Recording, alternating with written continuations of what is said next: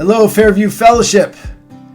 I'm so glad to join you for a few minutes to affirm and reinforce what you're choosing to do by investing in the long-term health of your church, and Marc as your pastor by providing him a pastoral sabbatical.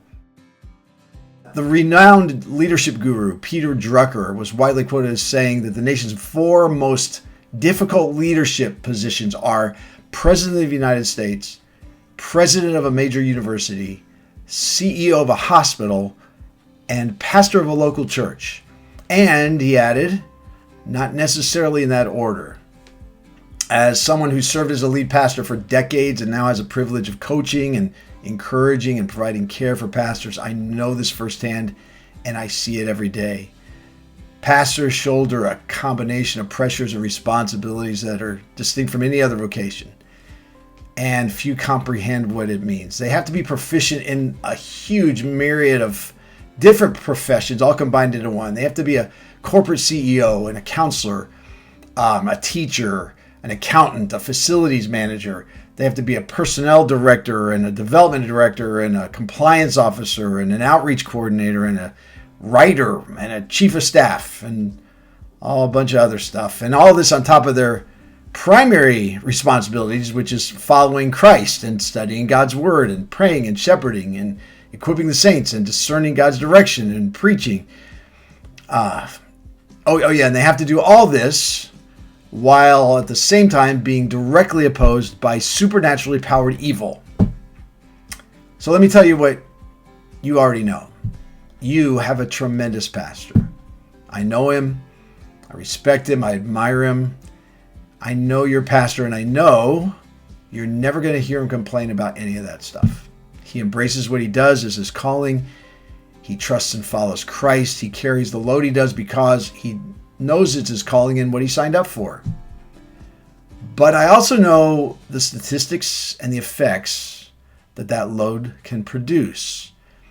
That 75% of pastors report being highly stressed or extremely stressed in their work. 90% say they feel fatigued and worn out every week. 91% have experienced some form of burnout, and 50% feel so discouraged that they would leave their ministry if they could, but they just can't find another job. In the Fellowship of Evangelical Churches, we're committed to doing whatever we can for our pastors to not be one of those statistics. And we found, both in significant studies and in personal observation, that when a church provides a pastoral sabbatical, it's among the very best, most effective provisions to accomplish this. And your leadership has shown the insight and wisdom to recognize it. And I'm grateful for their foresight and commitment in providing just such a sabbatical for Marc and Chelsea in the months ahead. Now, when a church has a really good, effective pastor like you do, there can be this tendency to think, but those risks aren't there with our pastor. He's rock solid. Sometimes churches with very gifted, committed pastors can assume, because they're so good at what they do, that they kind of operate on a different level, that their spiritual maturity and health make them immune from kind of debilitating effects, that their motives are always pure and holy, that they don't get weary or discouraged or depressed, that they never argue with their wife or lose their temper with their kids or coworkers. But that's simply not true. And it's all the more reason we need to be proactive, building in preventative measures that find a way to replenish the drain on especially our most gifted pastors. Now, where I live here in Southern California, it's a very arid, dry climate and is subject to significant drought. And so they have built huge reservoirs to serve as water sources. And then they channel the water to various parts of the state for crops and for people. But the drain on those reservoirs is so high and so consistent that inevitably they get dangerously low. And when it occasionally rains, it does very little to help that situation because the short bursts of water mostly drain off into the ocean. So in order for the reservoirs to fill, they need a sustained season of rain and mountain snow so that they can slowly refill to the point where there's enough water to be dispensed consistently to those who need it. It's very, very similar with the constant drain that ministry pulls on a pastor's spiritual and personal reservoir. The constant drain, where he's pouring out his spiritual supply everywhere he goes and seldom having the opportunity to refill it. It makes the tank run dry, dangerously dry. And a quick retreat now and then, or a day off here and there, doesn't substantially refill the reservoir. And that is what a sabbatical can do. It's a slow, steady refilling that's sustained for a season.